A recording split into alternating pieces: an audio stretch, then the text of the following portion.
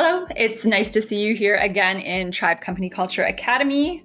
We are in the next video of Course 1, and this is going to be sort of Company Culture 101, decoding the real experience behind the hype. You've looked a lot with Sheldon about the misconceptions, what company culture isn't, and now that we've unpacked that, we can move forward into a more productive understanding of what it actually is. So, what is company culture? Company culture has a lot more to do with how people experience their workday than what they do, what the company rewards them with as far as experiences or perks. Again, nothing wrong with those things. They should definitely be incorporated into culture, but they are not the basis for culture. So I think one way that's helpful when thinking about company culture is to take a more broad perspective. Like, how is it when you travel to another place that has a different culture than you are maybe used to or grew up with? Maybe it's a different country, maybe it's just a different area of the same country. But when you travel somewhere, there may be unique things to do and cool souvenirs to buy, but you wouldn't say that those are the culture of the people there. In the same way that the occasional social event or perk or company swag isn't the culture of the company. Think of a time when you've traveled somewhere different. The culture you experienced there is about the immersive experience. How did people talk to each other? Were they polite and reserved? Were they animated and expressive? Did they have a lot of rituals, or was it pretty casual? What are the idioms that have sprung up over time and become part of the everyday vocabulary? Did they eat meals at different times than you're used to, giving the day a whole different rhythm? None of that is right or wrong, but there is a consistency to a place and the way that it feels to be there and experience it. Now, those questions just sort of scratch the surface of the whole of what makes up a culture and what makes it unique, but it illustrates the way that we can sort of think about company cultures as well. There's an overarching vibe. There's something that makes it so that you know that you're at that company, or that the employees know when they're at work, because it has a certain feeling inside of the company. I think anyone who has worked in a variety of workplaces, different types of environments, already sort of understands what I'm talking about, that the workday feels different depending on which place you're working at. So for example, we have a friend, let's call them Alex, who has worked in startup environments, not-for-profits, and established businesses. They have quite a scope going on in their career, but despite the fact that Alex is extremely skilled and has done about the same job in all three environments, their experience in those places was vastly different. So same person, essentially the same sort of role, but the type of environment has changed each time. So during their time in a startup, the leadership were so focused on raising funds that they didn't put a lot of effort into people culture. Luckily, the team Alex was on had an environment that was, fairly supportive. They sort of created their own little microculture within the organization.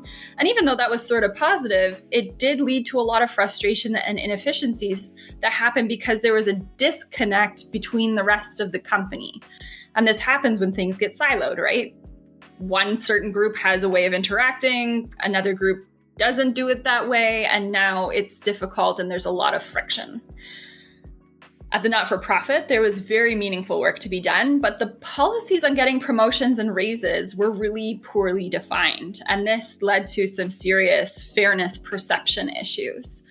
Though other people in the company were getting promotions and raises, despite a track record of very good work, no advancement was available for Alex when it came time for them to sort of pursue that. So they decided to leave and look for a place where their contributions would be better appreciated. The more established company that they worked for had a difficult time during the pandemic creating a culture remotely. So when Alex joined the company, they felt very disconnected from the rest of the team. Under other circumstances, Alex may have had a more positive experience since there was a lot of opportunity to grow, but they ended up feeling like they had very little support. So because of all of these experiences, Alex now works as a freelancer. They had such poor experiences in the workplace, they have decided to just work for themselves. So though Alex is very skilled, each of these environments caused them to take their skills elsewhere. They could have been a real asset for growth, but the lack of good company culture cause the impact that they could have to be so much less. The experience being had by employees makes a huge difference. Remember the study from the intro video? Strong culture and is a strong predictor of financial performance? One person alone is not making or breaking that exponential difference. Of course, Alex is only one of many people in a company, but if they're having this kind of experience, the odds are other people in the company are too. So collectively, that's what makes the difference, especially between a little bit of growth and a lot of growth. Because not every employee has the option to move on to new opportunities. They might end up staying instead of going into freelancing. And because they're unmotivated, they're actually dragging the company down with their lack of participation or support towards the company efforts. So what does this all mean for company culture? How can we really define it so that we can then start working on it productively and avoid some of these pitfalls we've been talking about, and also get some of those benefits and gains that we've also been talking about? Well, here's some definitions, a few ideas, if you will, and Tribe has its own definition that I'll show you after we take a look at some other options.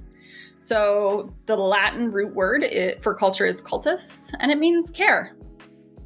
It's an interesting sort of straightforward way of thinking about it. From the Great Place to Work website, company culture is how you do what you do in the workplace. It's the sum of your formal and informal systems and behaviors and values, all of which create an experience for your employees and customers. It's not bad. Sounds pretty similar to some of the stuff I've been saying too, right? Daniel Coyle is the author of The Culture Code. He talks about culture as culture is a set of living relationships working toward a shared goal. Also quite good, but maybe a little vague. If you read the book, he explains it a lot more, but as a definition, maybe we'll look for a couple more pieces of that puzzle to help us understand it. And Laszlo Bock, who is the former SVP of People Operations at Google, explains that while Google is known as being a fun place to work, given all the cool amenities they have, that's an outcome of who they are. The culture is more about how Google works and why they choose to operate the way that they do. So when we take all of those kinds of concepts, as well as a whole bunch of other research, here at Tribe, we've created this definition. We say that company culture is the design of the work environment created by the leadership of a company by the values that are modeled, expected, and used in decision-making for the purposes of defining group behaviors and shared purpose.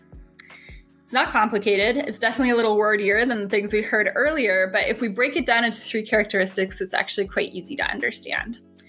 So the first part is that company culture is the design of the work environment created by the leadership of a company. The people with the power to influence how offices are laid out, who gets rewarded and how, the kinds of interactions that are okay in a meeting and those which aren't, etc.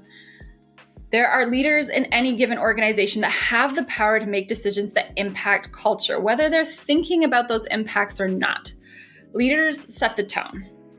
It's their behavior that others will emulate, and it's their decisions that shape everything.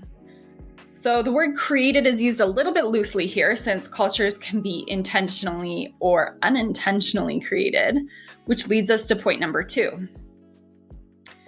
The values that are modeled, expected, and used in decision-making. So intentional and unintentional company culture comes about by this mechanism.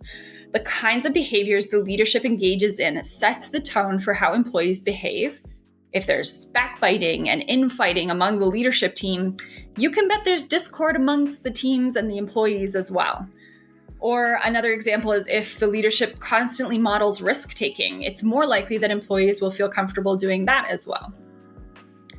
The modeling is not the only influence leaders have. They also show that behaviors they expect by what they reward and punish. Is it visibility that gets a promotion, or is it outcomes?